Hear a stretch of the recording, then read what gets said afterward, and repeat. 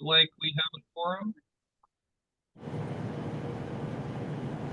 I know we can do roll call officially in a moment here.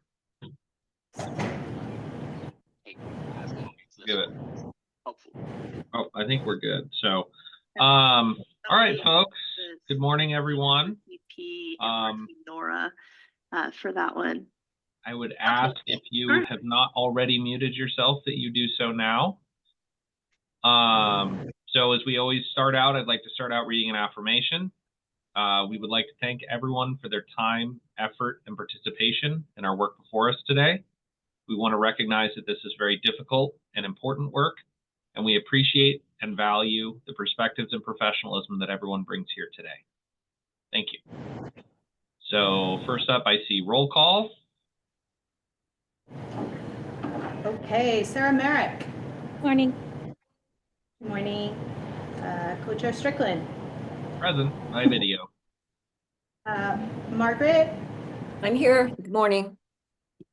And Lauren Bulling is running a few minutes late. I do not see him yet. Sarah Duckwall. I'm here. Ryan Hearn is absent. Stacy Llewellyn. I see her. Co-Chair Priest. Present. Hey. And Kim Schlesinger. Present. Okay. Director Stolpe. See Director Stolpe. Okay, he might join later. Okay, good to go. All righty. So next up, I know we always hold some space for public comments. So if any folks are interested in public comments.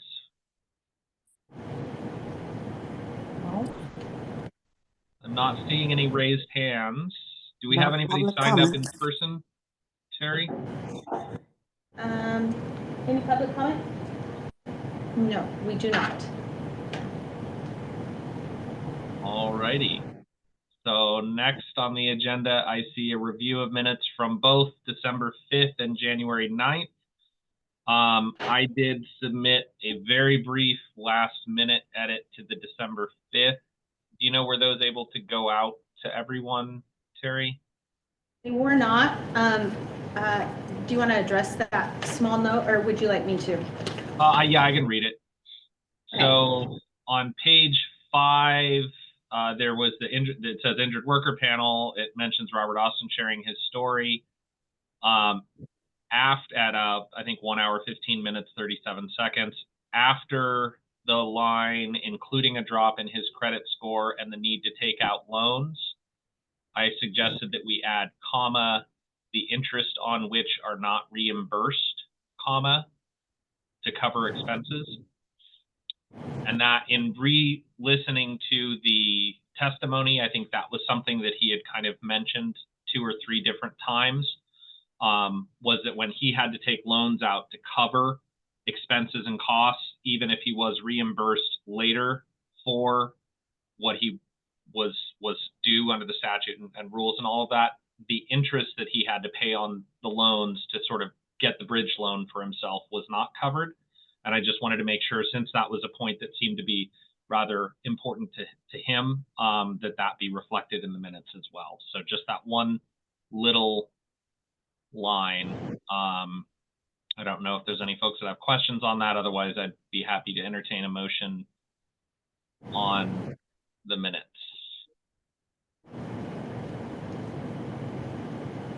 May we address both minutes at once, or is there anything on the other minutes?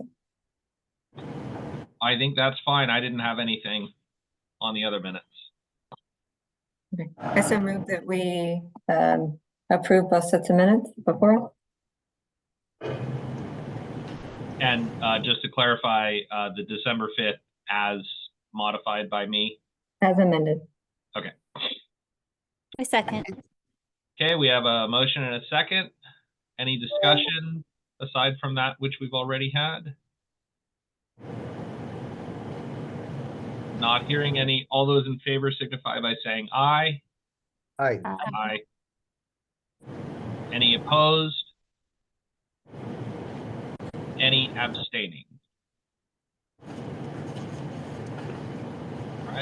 Seeing none, those are approved. Next on the agenda, I see department updates, starting out with Workers' Compensation Board case law updates with Lauren Eldridge.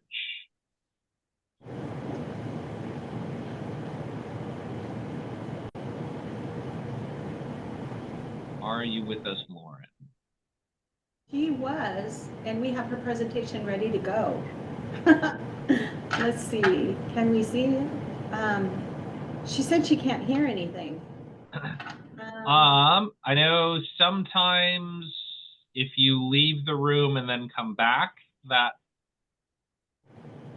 seems to fix issues. Otherwise, I know that there's a little arrow with the audio settings, and you can select your speaker. Occasionally, your computer will identify your sound card as the speaker, which is not what it should be doing. While Lauren logs back in, I see next on the list is Workers' Compensation Division updates. Terry. Okay, so is Teresa online? I believe she is. Teresa Van Winkle, the DCBS Legislative Director. Before you start, I just want to give a brief update. Kelly Berushka, the Senior Economic Analyst, I apologize, Kelly, if I just butchered your job title, is going to give the worker benefit annual report out at the March 6th meeting. All right, Teresa, I'm going to hand it over to you. Okay, thank you. Actually, first and foremost, I'm just sending apologies from Director Stolfi. He is going to join MLAC, but his meeting is running late, so I can literally hear his voice in the room next door, the conference room. So yes, he will join in. I just kind of want to do some follow-up from our last meeting in the discussion about the worker benefit fund, and the potential of a sweep from the fund, and that, I guess, next steps for the committee as a whole. So given that there is no legislation at this time that does any changes with Chapter 656, specifically, that designated purpose, additional, item to be added on specific to outside bowling, any changes there. Really, there's nothing in front of us to, for the committee to look at. So my thought is, and my guidance to the co-chairs is just hold off on further conversations until we do see the bill. And I know there's also been some follow-up questions. I know I have a couple from you all as well, that we could pick up the follow-up from last week, the specific questions to WCD and myself when Kelly does her presentation on March 6th. But in the meantime, too, if there's any questions you have in regards to what was discussed or the legislative budget process as a whole, I am available to speak at any time, and also Director Stolfi as well. Great. Thank you. And for questions, just procedurally for MLAC folks, is it best that it go sort of to Terry as clearinghouse, and then Terry can loop in the proper WCD, DCBS folks? Is that correct? Okay. Any questions from folks?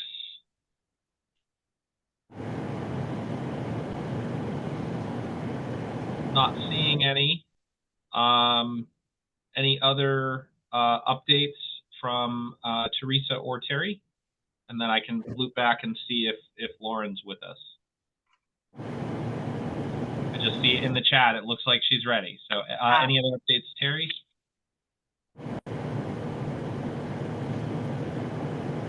No, sorry. I apologize.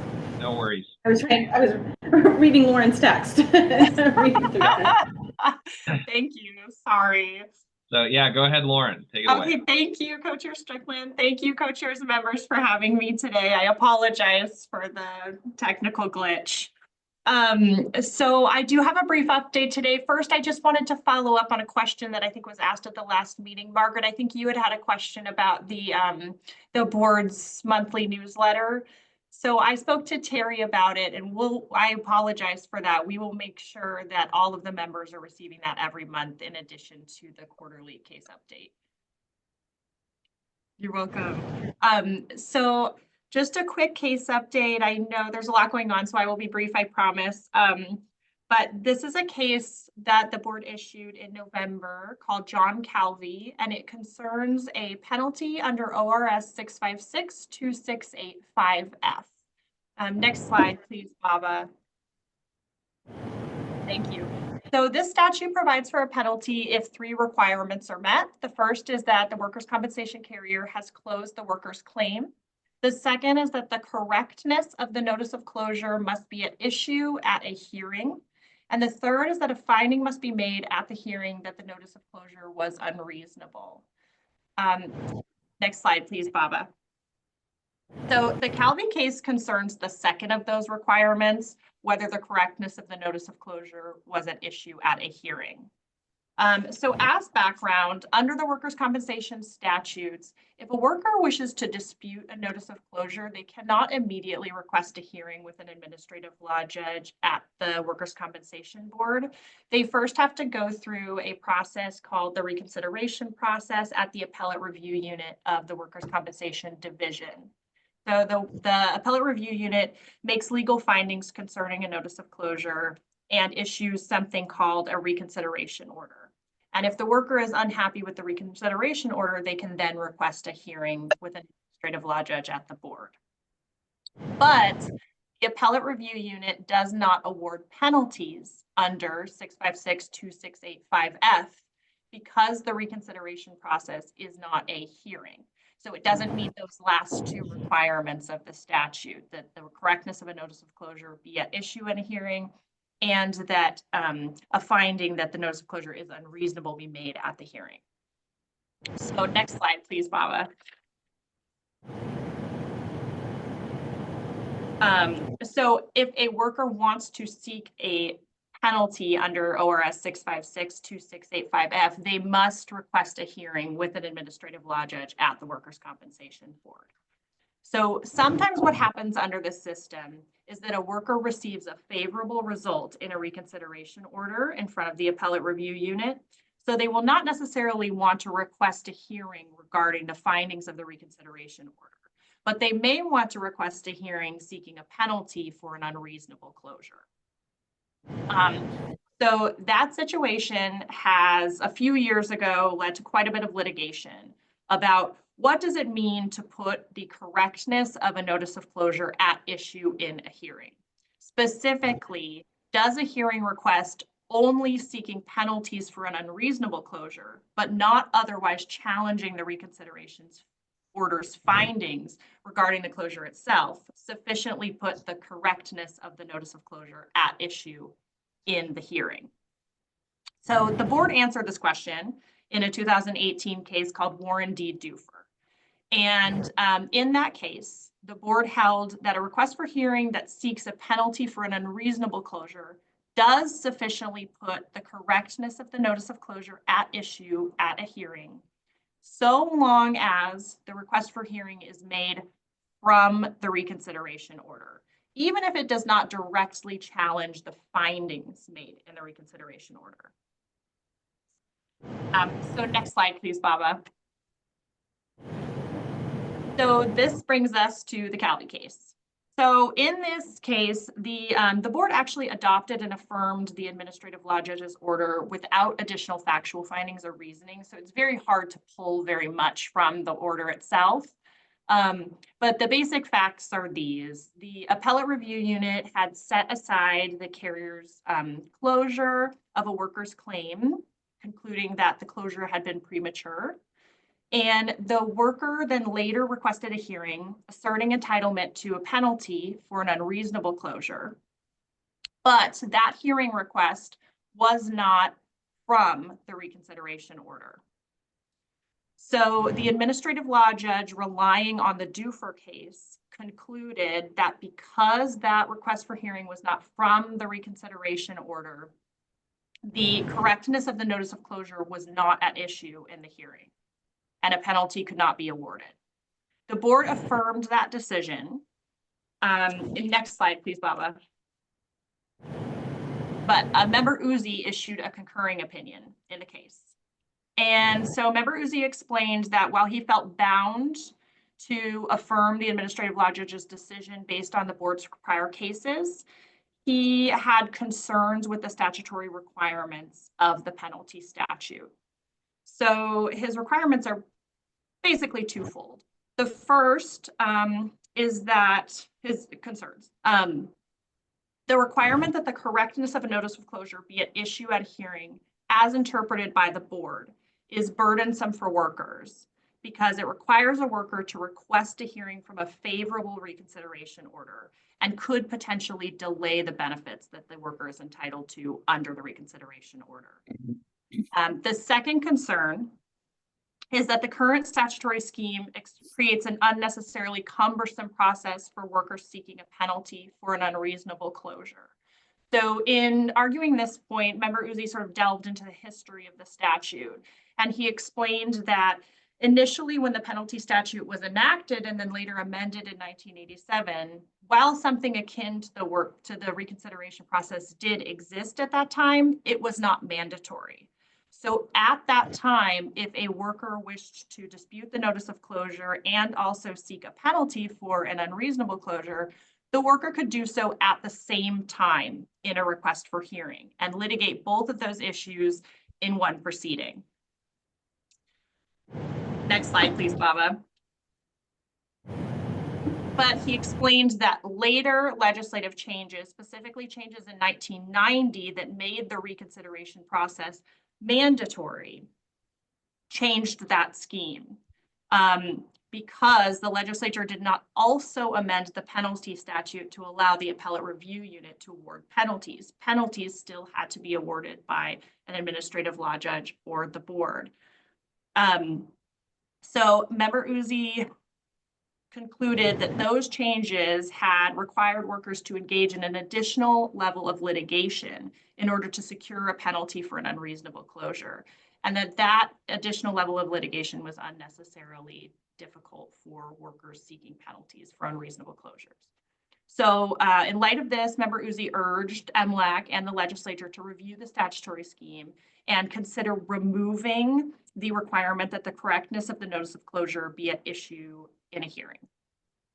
That is all I have. I should note this case, the worker in this case has requested judicial review, so it is pending at the Court of Appeals and there may be more to come. I will keep you apprised. Are there any questions? I guess my one question, I know that this has come up in the past, is what authority, or I don't know if authority is even the proper word, does MLAC have to sort of sua sponte review things and issue suggestions for changes? If you know. Very good question that I do not have a great answer to.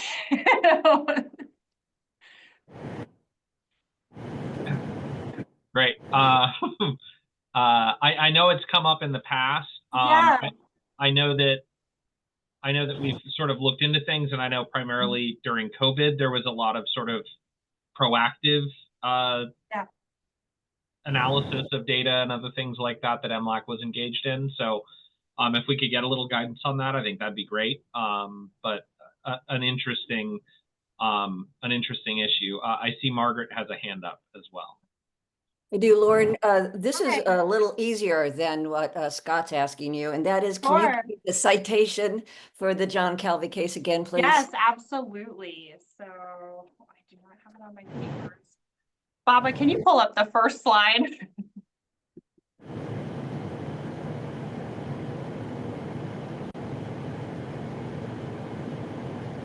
On here.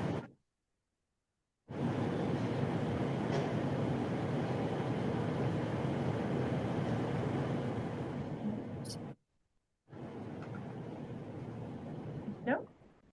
I think it started from the end of the Oh, slide. no worries. So I think they're starting it over. There we go. Here it is, Margaret. It's 76 Vanada 687. Thank you. Thank you. Any other questions? Scott, I'm looking for an answer, or I'm sorry, co-chair. I apologize. I'm trying to get an answer for you. Maybe we can circle around at the next meeting and I'll get an answer. Yeah, not an urgent answer. I just know that issue's come up a couple times when there have been issues that have been brought to us of sort of like a problem being identified, but not attached to an LC or anything else. So I know that we had our work plan and we're working through a lot of that and kind of trying to build community connections and everything with information dissemination and whatnot and recommendations for process. But this seems a little more geared towards a specific fix, which I'm not opposed to. I just want to make sure I'm staying in my lane, as it were. Sarah, I see a question. No, not a question, but I agree with you that if we decide as a group to take this on, I think a work plan would be a great place to put it outside of something before us. Thank you for that suggestion. Great, thanks. And I know this is subject to ongoing litigation. Was there it was a concurrence, I believe you said, was there a sort of timeline for the request that we look into this, as I think we were urged to, was what the slide said, but I wasn't sure if that was where that fell on the matrix of urgent and immediate and whatnot. Yeah, really good question. So that urged is when the members are requesting that the legislature or MLAC look into something. That's a word that they commonly use. In terms of urgency, I think the members understand that it's a very long and drawn out process and has to go through a lot of hands. So yeah. And, the appeal process could potentially take anywhere from 6 months to 2 years. So. Great, thanks. And I guess, are there any workers that go through this process pro se without counsel? There are some. Okay. I was curious about that Yes. in the presentation. So great. Any other questions or comments from folks?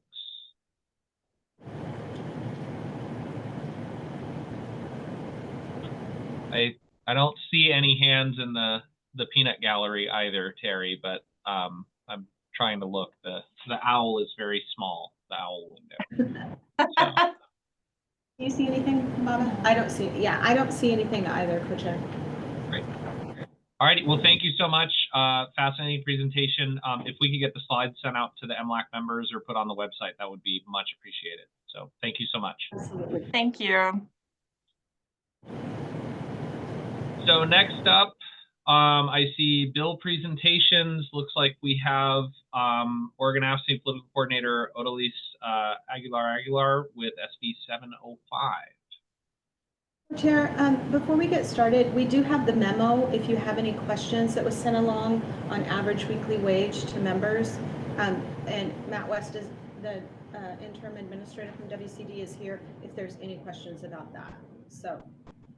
Perfect, thank you. I figured that the presentation would sort of raise that issue as well. So maybe we do the presentation first and then supplemental information and whatnot. But I do not rule with an iron fist or chair meetings with an iron fist. So happy for any switch around that folks recommend. And thank you to Interim Administrator West for being available. Are members okay if we do presentation first and then follow up with any questions? I'm seeing some head nodding. All right. All right, can you all hear me okay? Yes. I can, yes. Okay, great. Hey, good morning. My name is Odalise Aguilar, she, her, ella. It's nice to see y'all again. Political coordinator with Oregon AFSCME. I wanted to come back before you all and let you know that there is an updated bill with Senator Taylor. As I mentioned, I think last meeting in December, it's Senate Bill 705. It's a lot prettier than the first initial draft that we got, but I will say that I did work with the Workers' Comp Division I submitted a small amendment fix yesterday that just has some cleanup language from some concerns that they had. So there will be a -1 coming depending on how fast LC is able to get that back to us. I know they're kind of a little backed up with all the other bills, but the amendment, is simple. It just clarifies that or it strikes out in page 1, line 10, that from the prior 52 weeks. That's kind of already assumed in rule, and they already know how to figure all of that out. So they suggested it'd be best to kind of remove that on that end. Also, the effective date, some cleanup language on page 3, line 10, striking the word total, second word there, and then just making sure that this bill is for claims that are filed on or after January 1st, 2026. So thank you to them for meeting with me and also getting the data that you all had asked for. I assume all of that went out, so I won't spend too much time on it. But here you can see that there are the data is broken down. I'm looking down, I'm not ignoring you. I have my sheet right here too. For different income levels, you can see from folks that make under $30,000 and then 30 to 50, 50 to 70, and then so on and so forth. On the second page of that, you can also see the different examples, which I think someone asked to see a table with examples to kind of paint the picture better. You can see there's a state's average weekly wage kind of at the bottom, and that will give you kind of how much someone would make annually. So the cap there is at $69,000, and which is reflective of the state's average weekly wage of $133.48. So you'll be able to see kind of what kind of workers would be affected. The pie chart also kind of helps us to see how the percentage of folks from income levels that are filing claims. You will note that about 56% of total accepted disabling claims from 2024 come from folks that make under $50,000. Just to give you an example, those folks are taxed at not at a rate of 33%, but they are taxed at a rate of probably closer to like 20% from both state and federal. So there is a large chunk there that's getting missed. And so the bill really is seeking to bring those workers kind of up so that they are being their benefit is reflective of how much they would actually be making and not kind of penalizing them for being low income earners. I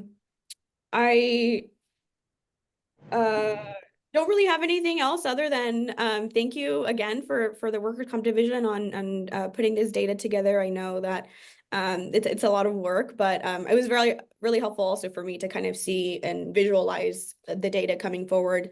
I don't think that there were any other questions from the last time that I presented, but I'm happy to answer any other questions from committee members if I can.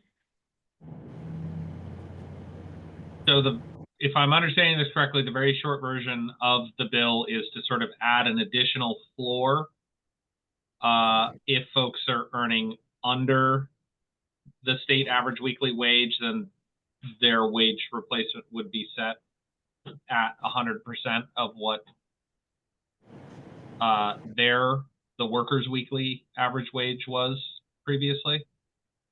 Chair Strickland, that is correct after any payroll deductions. Okay. Yeah, and I was impressed, I must say, and I'll give Interim Administrator West an opportunity to touch base on this too, if he'd like. But I was impressed that it seems like the majority of folks are making under the $70,000, and the 66 2/3 would seem to, back of the envelope math, apologies to accountants and other folks that do this professionally, but it appeared to me, using several different calculators, that the effective rate for most folks under $70,000 would be somewhere between 10 and 20%. So that the deduction of 1/3 would result in a substantial decrease in income. those folks. So I thank you and WCD for putting this together and bringing that forward. But I do want to provide an opportunity. Do we have any other questions? I see Sarah's hand. Thank you, Co-Chair Strickland. Can we look at the chart again? And would it be possible to go through and like take someone, let's say worker 3 or worker 2 or worker 1 or whatever that may be? Because I'm seeing a gross number here, and I know the intent is net, but I'm not seeing that language anywhere. And I heard you say after payroll taxes.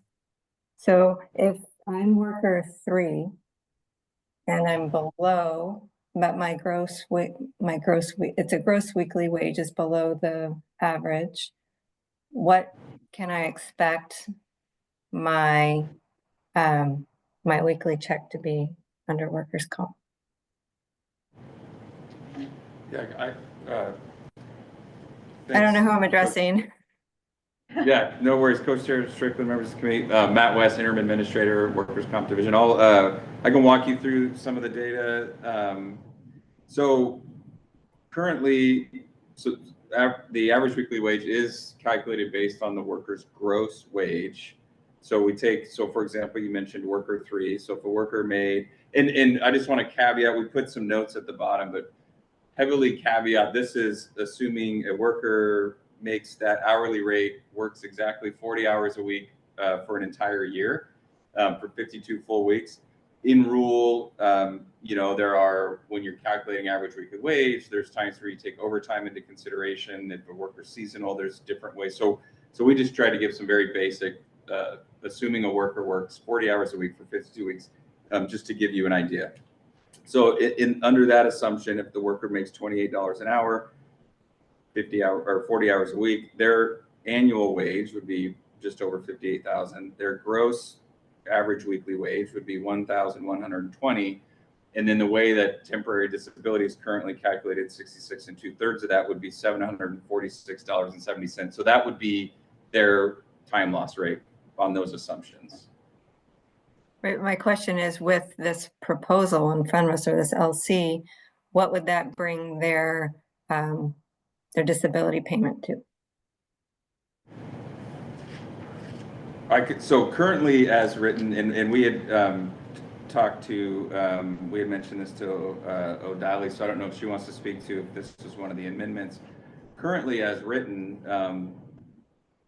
it says that if the worker's weekly wage is less than the state's average weekly wage, they would get 100% of their gross. I don't believe that was the intention, and but I don't know if that was an amendment or I'll let her speak to that. But we did flag that as written, it would be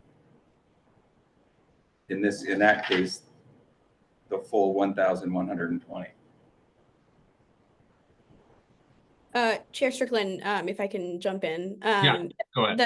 The 1,120 would still be under the state's average weekly wage. But the amendment submitted request to LC was to clarify that it would be post any deduction. So they would look at how much the net was from the last year worked, and then that's how much they received, the average of whatever that amount was, after any taxes were taken out or any other deductions that the employee had already been taking on for the year or forever, or however long they had been working. So pending language in the amendment, and I see your hand, Margaret, you're being very patient. I appreciate that. It sounds like, given that same worker 3 scenario, that their weekly gross is $1,120. Under the current system, they receive $746.70, which is the 66 2/3. Realistically, assuming a 20% effective tax rate, which it might even be lower than that, they'd receive around $900 a week. So the idea would be to bring them back up to their net at neighborhood of $900 is the intent. Again, language-wise, whether that is accurate, that's the broad strokes kind of idea and ballpark, correct? That's correct. And it's tricky because wages is defined a certain way in statute, and to make sure that the wording is correct, that's why the amendment was submitted, so that we can work with LC to make sure that that is written in statute, so that I think there was concerns from a couple of stakeholders to make sure that the worker was not making more unintentionally than they would be if they were working. So we want to make sure that that is captured in the bill, and whatever form that takes, I want to make sure that that is the right way that it's written in statute, and the amendment comes back, so that there's more clarity on that piece. Thank you. Did that answer your question, or at least? Yeah, if I could just, Margaret, if you don't mind, just a follow up on this specific point, if that's okay. What about garnishments and pre-tax deductions, and how are those dealt with, with the amendment, or are those considered? Those are considered, and that was submitted also with the amendment request.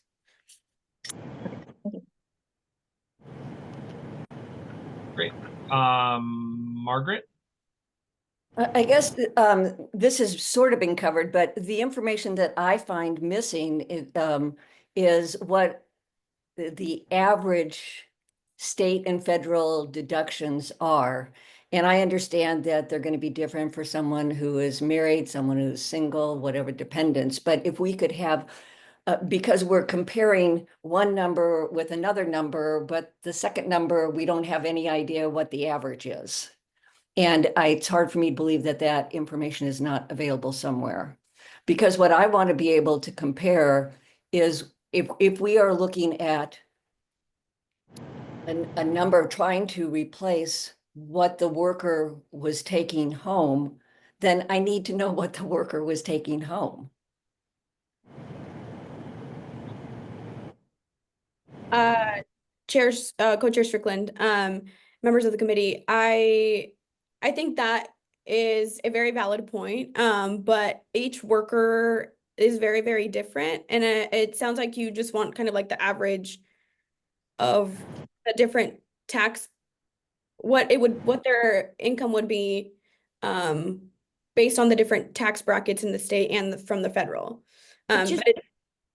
Yeah, I mean, for example, if someone is making $18 an hour, then, and they're single, I mean, then that person, I believe, if I understand it correctly, it doesn't matter who they are or where they work. If they're working 40 hours a week and earning $18 an hour, which is the information that you have given us, would give us a 740, 720, I can't remember, weekly wage.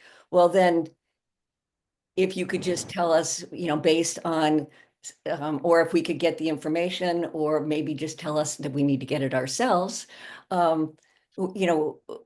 for someone who is married and has 2 children, what are they going to be taking home? Or someone who is just married, or someone who is single, and then look at what they, how that would compare right now to what they get to take home. Did that make sense? Yeah, yes, Yeah. yes. I'm happy to work to get that information to you. I mean, and not super detailed, but just kind of if you could give us a couple of workers, like a worker number 1 who is married and has 2 kids, worker number 2 who is single, worker number 3 who is married and has 4 kids or something, but just give us some sort of numbers that we can compare so we know what the impact is going to be on the worker. Yeah, and it's my understanding that the workers' comp benefits are based on your individual income, not a family or household income.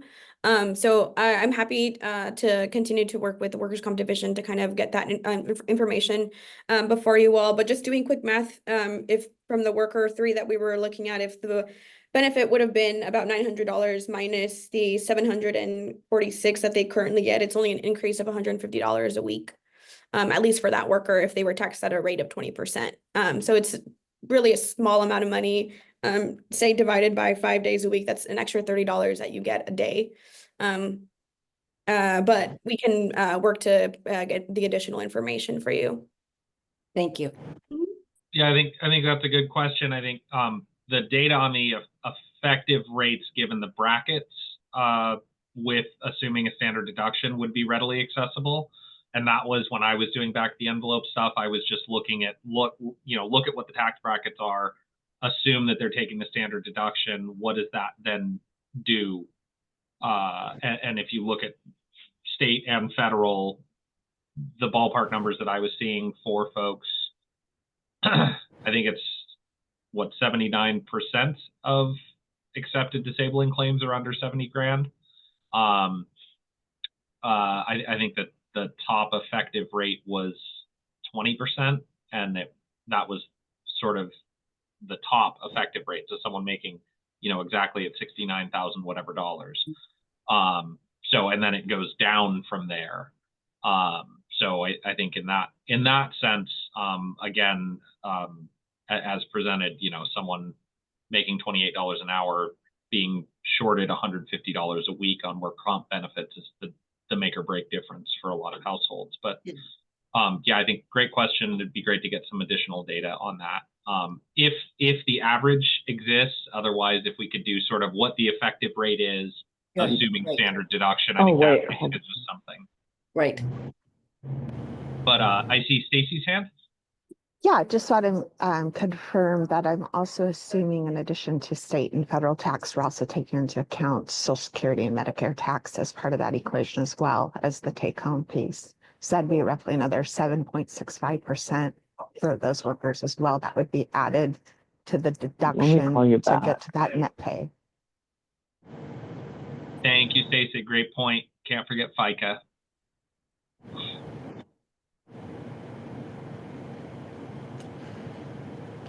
Any other questions? Sarah. Hi, thank you, Co-Chair Strickland. I have just some information that I think would be helpful for us to have access to. So I don't know if we can request it or talk about it, and as a group decide if we want to request it. I'd like to know what the other state calculations are and the length of time loss being paid for those other states, so we know where we sit in comparison to the rest of the nation or even around us, if that's something anyone else would care to know. Co-Chair Strickland, members of the committee, yes, we have a chart that has the different states, the rate of temporary disability. We can provide that to you. And do we have the length of time? Because I believe some states have different length of time in which they pay time loss. I'll have to look at the chart and see if it has that on there. If not, we could do we could do some outreach to other states to ask that question if we don't already have that somewhere. All right, thank you. And then I also had another request, if I may. I would like to know the fiscal impact on this workers' comp system with these changes.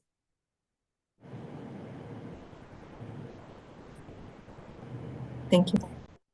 I see a lot of note taking, so I assume we're getting all of that. Co-Chair Strickland, it is my understanding that the fiscal is getting worked on. Last I heard. Great. Hey, Thank Scott, you, Patrick. Yeah, just to kind of build on Sarah's comment, is it something that we could request of the NCCI?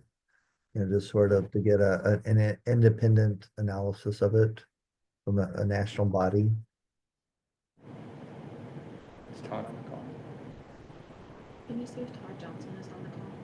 Typically NCCI listens in. I'm just curious if they're listening in on the call. And if not, then you can go ahead. Sorry, go ahead. I was going to say, I see Todd Johnson just took himself off mute, so I assume that's who you're referring to. Go ahead. Good afternoon, co-chairs and members.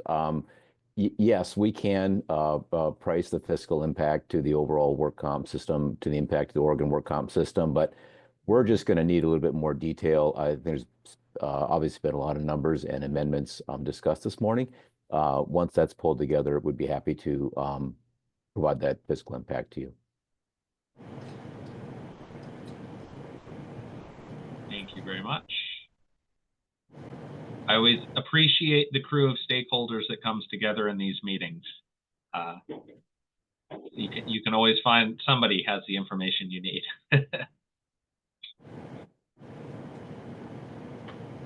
Any other questions? Interim Administrator West, is there anything else that your folks put together this great piece of information for us? I feel like we've gone through it relatively thoroughly, but is there any other kind of high points that you'd like us to take away? No, I think, you know, did a good job of going through it. Just again, wanted to point out, you know, we're making some broad assumptions on the wage calculation, and then also that the breakdown of wages by claimants is accepted disabling claims reported to the division in 2024.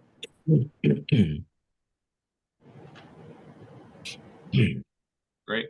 Thank you very much for this information and for your attendance here. It's always helpful to have you folks filling us in. Happy to help. Any other questions, comments, or thoughts on that one?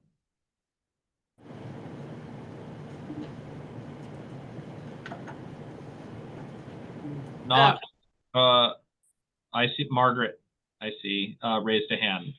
I just want to make sure that we're all that I'm understanding your back of the envelope math, Scott, and what your other's saying. If we are assuming that a standard deduction is around 20%, is that what I mean, I understand that that's kind of a big picture, broad kind of average, and that would mean that a worker making $18 an hour would be taking home roughly $576 a week, and the average weekly wage under our current calculation is $480.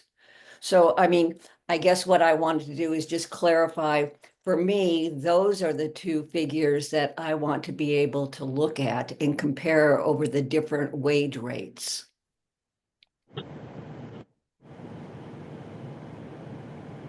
Okay.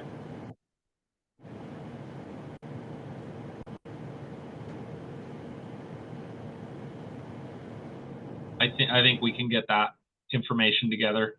And I don't know if we could do it in a kind of spreadsheet presentation. There's that spreadsheet at the bottom of the second page that has everything. If there could just be perhaps a column or two added, if that would be helpful. Yes, because it has the gross, but it doesn't have the net. And that's the number that that I think we all, if we could talk about, that way we would have the same information. We would all be dealing with the same basis, if you will. So that, okay. Sorry, Co-Chair Strickland, just a quick No, go clarifying ahead, question to make sure we're getting. So when you say the net, are you wanting a column with the net, you know, based on some assumptions like at the current tax rate, or because the TTD rate column is 66 2/3, and I understand that's not typically the net, is kind of the discussion. Right. Maybe I'm misunderstanding the whole thing, and please help me out. But as I understood the proposal, that there was a concern that injured workers, well, that the concern was that the intent of a 66 2/3 of the average weekly wage time loss benefit was intended to bring the worker to what the worker had, as close as possible. And that I understood the concern to be that low wage workers' time loss rate was less or even significantly less than their average take-home pay. And so for me, those are the two figures that I want to be able to look at.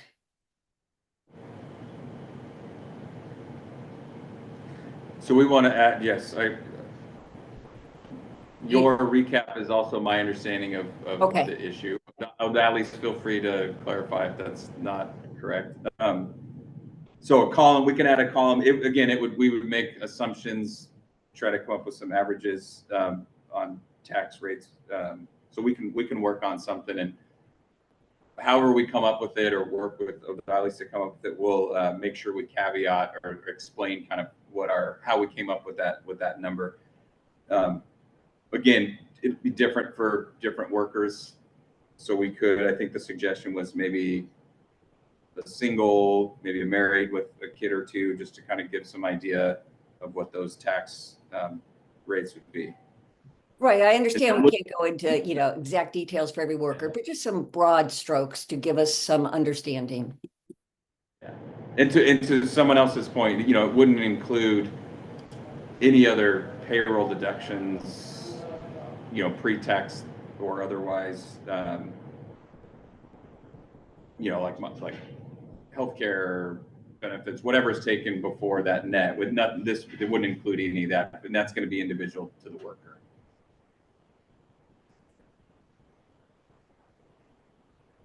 Yes, thank you. And I see Sarah. Thank you. Could we also add the column of, maybe this isn't intended as well, the column of what this LC would do? Back to the original question of what would the LC bring that dollar amount to for that disability wage rate? Does that make sense? Yeah, so you're referring the column, again, the spreadsheet on the bottom of the second page, sort of having a couple examples of, single worker standard deduction, what that would be, married with a kid, what that would be, right? But what that would be, and then under this LC, what that would be, yes. And then the current as well. Yeah, so. and if it's truly the LC, the language, how it's interpreted would be net, that's fine. Just relist it. But as it's written currently, and I know amendments are coming, it would be gross. So I'd like to see what the LC language and maybe the final form of what we're looking at. And if it's just net, it would be just replicate that number in that case. But I know for example 4, what that would be as well. Because those numbers would probably be different. Well, and it's my understanding, for example, 4, and again, please correct me, anyone, if I'm wrong, that the LC as presented and intended wouldn't really touch folks above the state weekly wage, that it just sets a floor of that kind of $69,000 minimum. Correct, but we'd be able to see the net versus, and it would just be a replication of the Gotcha. TTD. Okay, that makes sense. Yes. Were there any other wage levels that the committee would like us to add to it, or does the 1418, 2840 and the state's average, does that give you enough? Should we start at the Oregon minimum wage?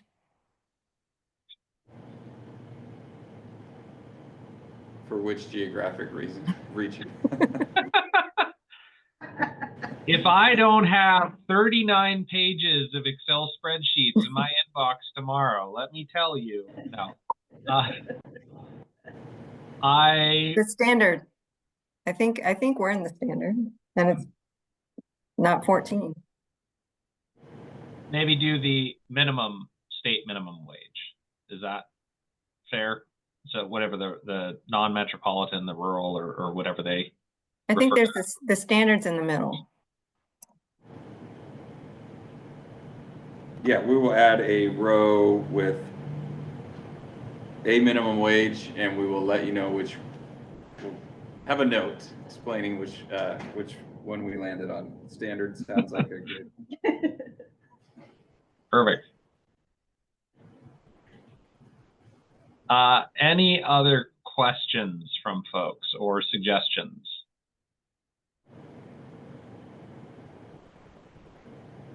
I want to thank WCD in advance for their work on this and their work thus far. We could do very little without your assistance, so we do appreciate it. Absolutely, and I want to thank our DCBS research team. I know they're tuning in. They're probably already working at adding columns and things. So, you know, they help us out a lot to be able to support you. Yeah, do we have them on the line right now? Could they just wave hello so we can thank them in a more individualized manner?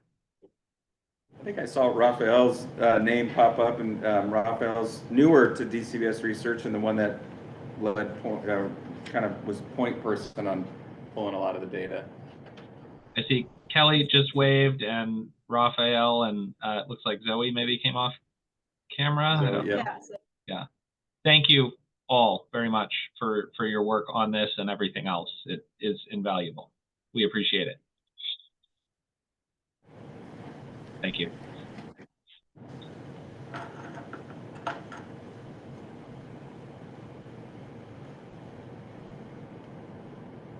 All right.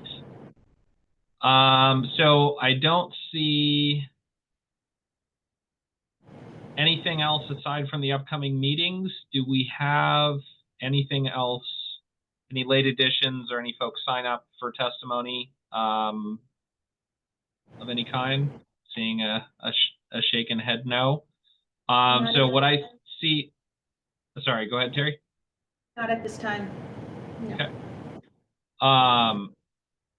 So I see upcoming meetings January 30th and February 6th, both of which I believe are virtual. Is that correct? That is correct. I did want to just, want to just bring to your attention, we do not have anything at this time for the agenda on January 30th. I will send out an email at the end of the day Tuesday if that continues to be the case and cancel the meeting. If we do have anything, I will, of course, meet with the co-chairs on January 30th and set the agenda at that time. Great. All righty. Well, I appreciate everyone's efforts on this. Thank you very much, and look forward to potentially seeing everyone on the 30th, if not, then on the 6th. Great. Thank you much. Thank you, Terry. Bye-bye.